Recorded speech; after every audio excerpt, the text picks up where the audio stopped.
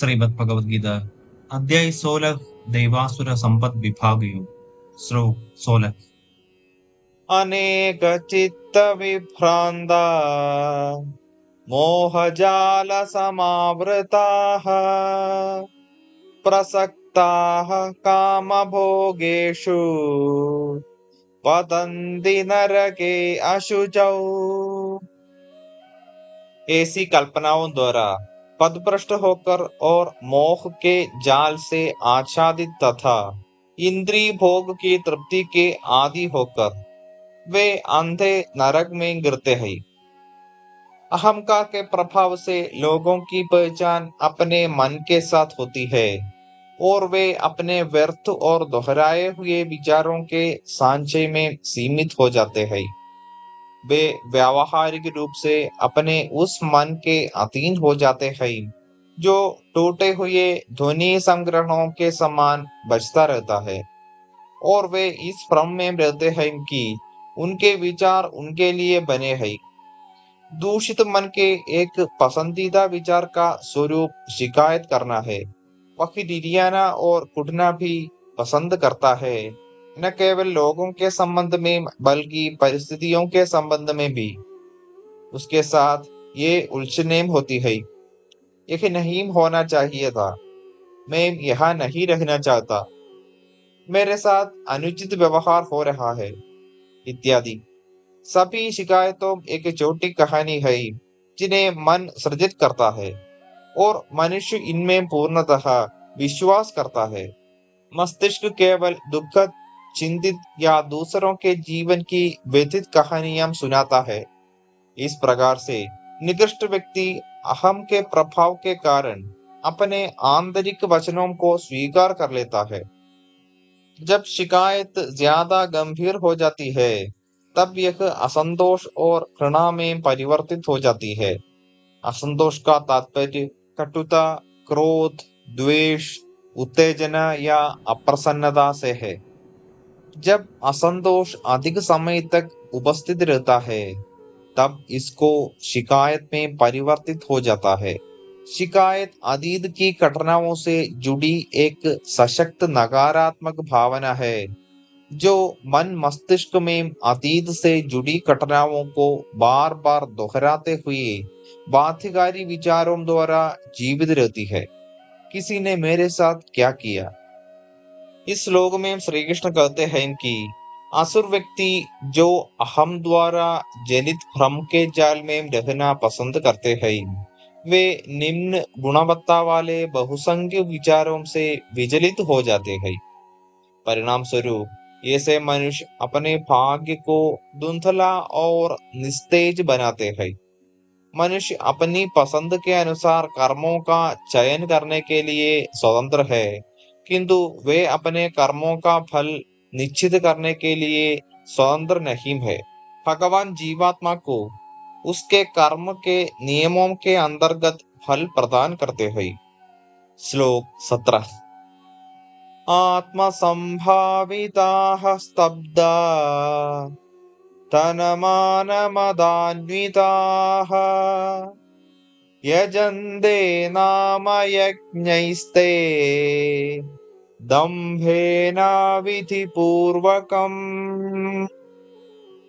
ये से आत्म अभिमानी और हठी लोग अपनी संपत्ति के मद और अभिमान में चूर होकर शास्त्रों के विधि विधानों का आदर न करते हुए केवल नाम मात्र के लिए आडंबर करते हुए यज्ञों का अनुष्ठान करते हैं।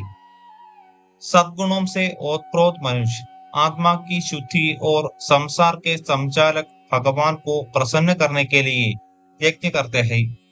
विडंबना यह है कि इसका अनुकरण करते हुए आसुरी गुणों वाले व्यक्ति भी यज्ञों, अनुष्ठानों एवं कर्मकांडों का आयोजन करते हैं, लेकिन अशुद्ध भावना के साथ और अनुचित प्रयोजनों के लिए। ऐसे आसुरी आचरण वाले व्यक्ति समाज की दृष्टि में स्वयं को पवित्र दिखाने के लिए भव्य धार्मिक अनुष्ठानों का आयोजन करते हैं।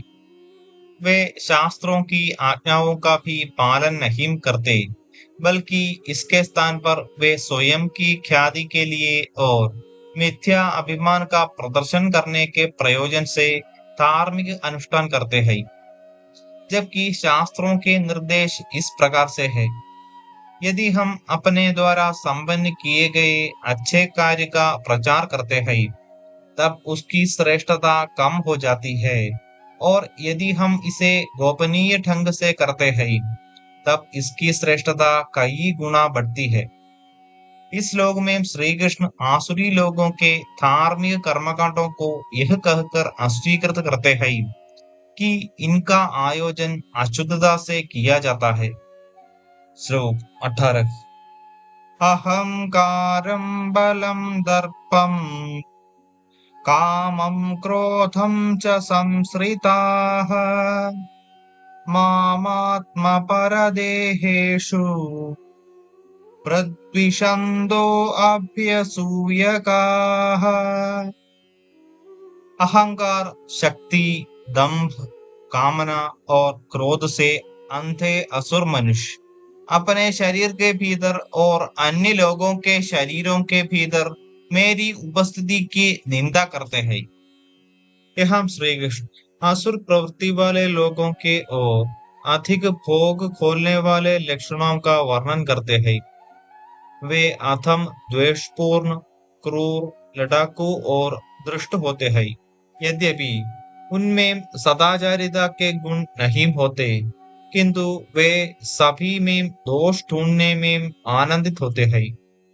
ऐसे आसुरी आचरण वाले व्यक्ति स्वयं को अत्यंत महत्वपूर्ण मानते हैं और आत्म अभ्युदय की इस प्रवृत्ति के परिणाम स्वरूप दूसरों की सफलता से ईर्ष्या करते हैं।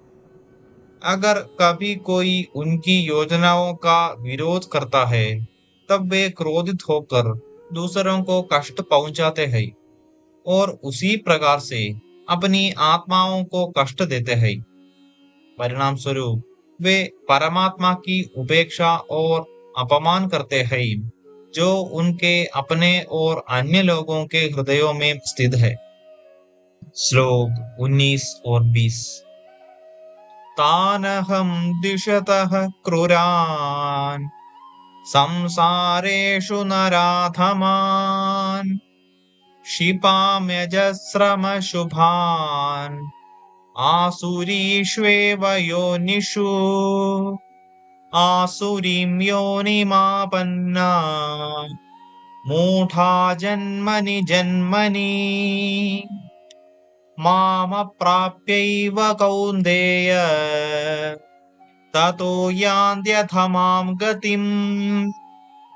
मानव जाति के नीच, दुष्ट और इन निर्दयी और घृणित व्यक्तियों को मैं निरंतर भौतिक संसार के जीवन मृत्यु के चक्र में समान आसुरी प्रकृति के गर्मों में डालता हूँ।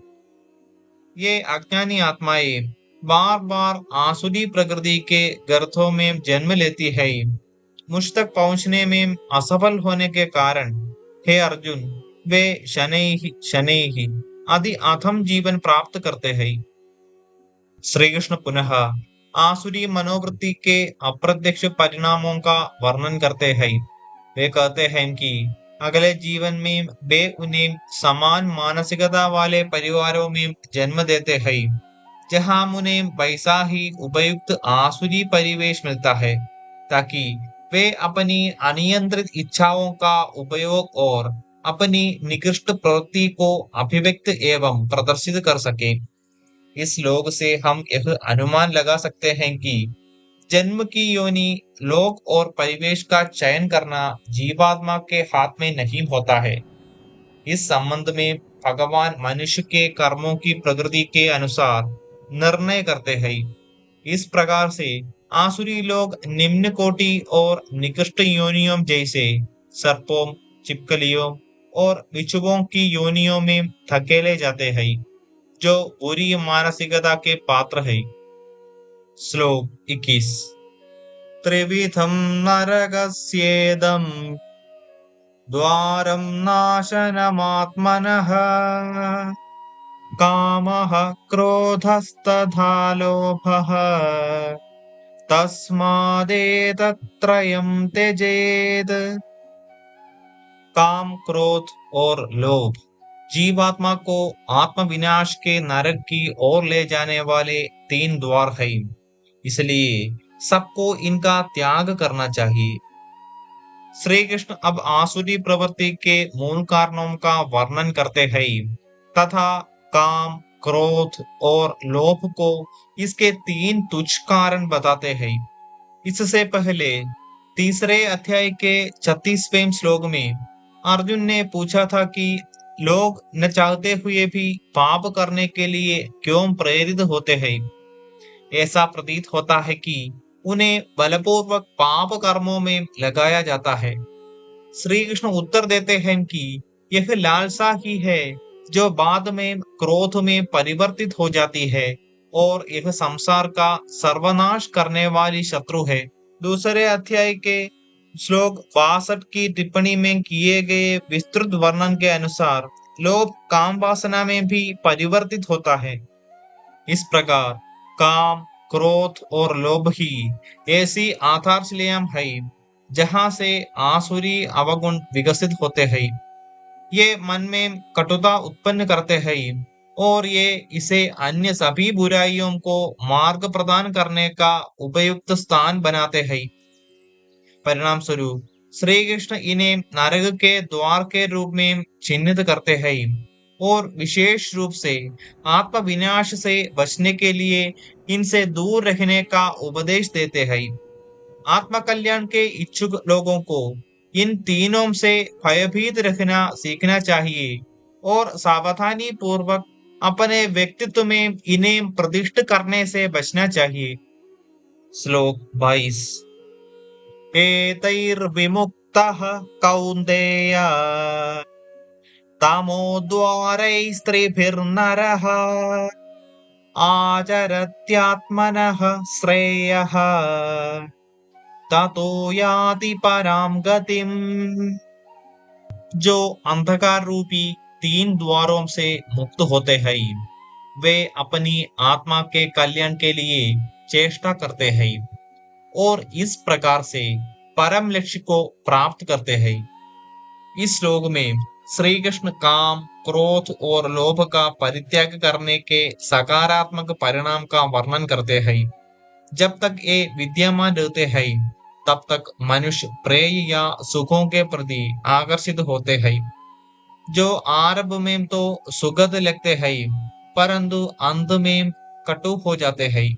लेकिन जब भौतिक लालसाएं क्षीण होती है तब बुद्धि मोह के प्राकृतिक गुण से मुक्त हो जाती है और वह प्रेम के मार्ग का अनुसरण करने की निकट दृष्टि को समझने लगती है।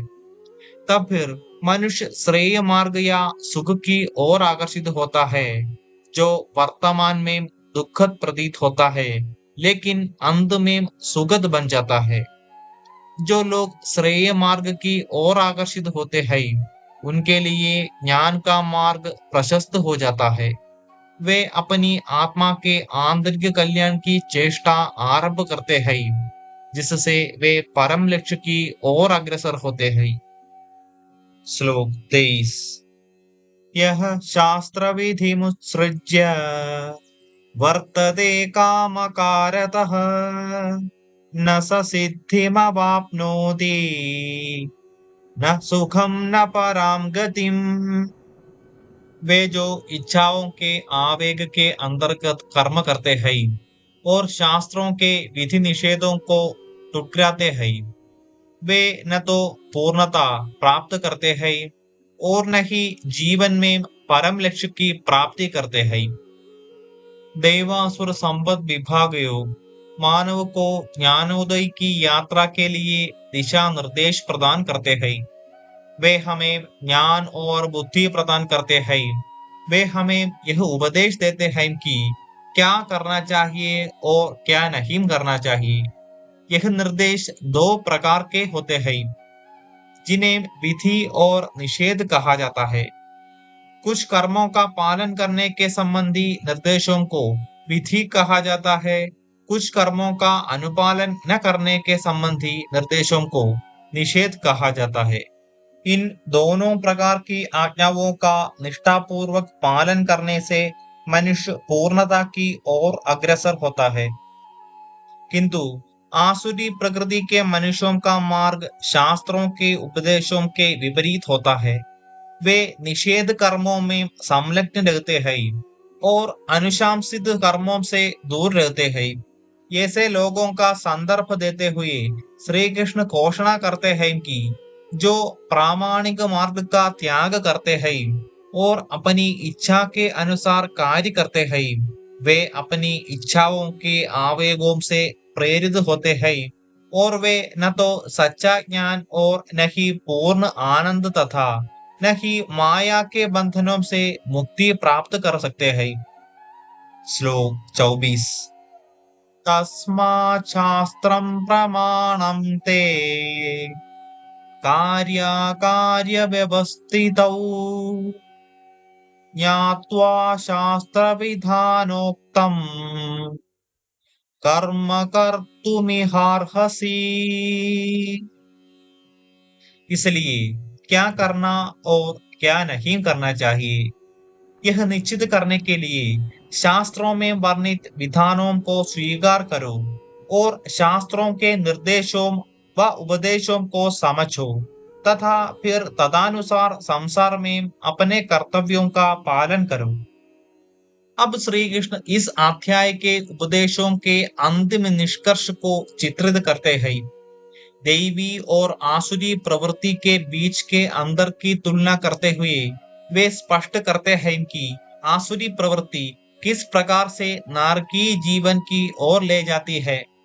इस प्रकार से वे सिद्ध करते हैं कि शास्त्रों के विधि निषेधों को ठुकराने से कुछ भी प्राप्त नहीं किया जा सकता। अब वे यह कहते हुए इस बिंदु को समझाते हैं कि किसी भी कर्म के औचित्य या उसकी हीनता को याद करने का पूर्ण अधिकार वैदिक शास्त्रों को माना जाता है। कभी कभी अच्छी धारणा वाले लोग भी कहते हैं कि मैं विधि नियमों का पालन नहीं करता, मैं अपने मन की इच्छा के अनुसार कर्म करता हूँ। यह बहुत अच्छा है कि मन का अनुसरण किया जाए, लेकिन वे यह कैसे सुनिश्चित कर सकते हैं कि उनका मन उन्हें पथभ्रष्ट नहीं कर रहा है। जैसे कि कहावत है, नरक का मार्ग शुभ विचारों से प्रशस्त है।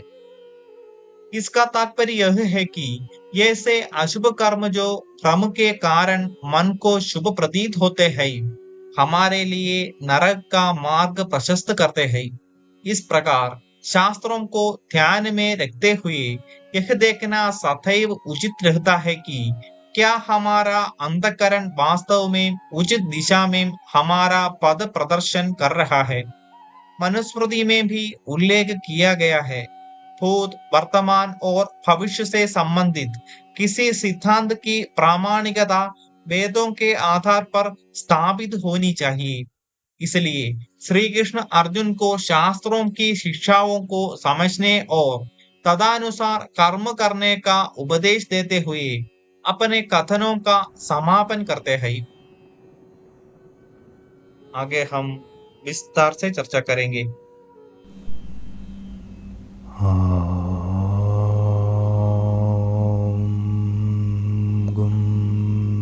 गुरुभ्यो